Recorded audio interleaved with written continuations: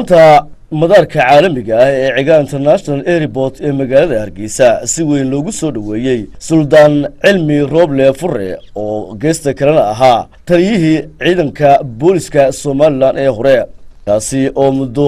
socdaal ugu maqnaa wadamo kala duwan oo dunida ah isla markaasina safar caafimaad ku joogay wadamadaasi wasiir ku-xigeenka wasaaradda qorsheynta qaranka ee dalkan Jamhuuriyadda Soomaaliland mas'uuliyiin kale oo ka tirsan dawladda iyo dadweyne aad u tiro badan iyo mas'uuliyiin ka tirsan xukuumadda Soomaaliland ayaa waxa ay ku soo dhaweeyeen suldaanka madaarka Cigaa International Airport isagoo oo isla markaasina ka warbixiyay safarkiisaasi caafimaad iyo xaaladiisa waqtigan nabadgelyada iyo horumarka dalkani Soomaaliland ka jira anaa soo dhaweynaa suldaanka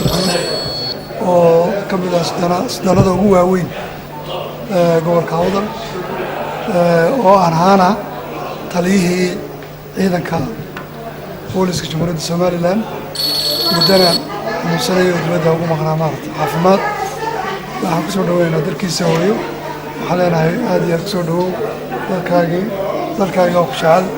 حالنا السودو رأيني سلامية أدبد مهتسنتي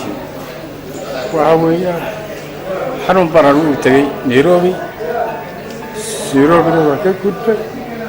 طلياني بدل ما في حنون سري طلياني وكنت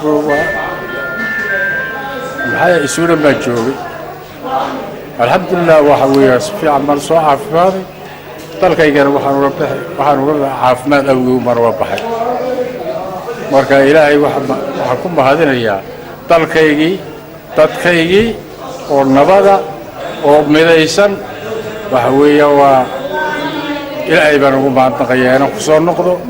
intaasi kadib waxaa suldaanka loo soo gudbiyay dhinaca magaalada caasimadda iyadoo oo Suldaan Cilmi Rooble Fure uu geesta kalena yahay shakhsi taariikh weyn ku leh dhismaha iyo horumarinta ciidanka booliska Soomaaliland oo uu ka howlgeliyay tan iyo sanadii 1993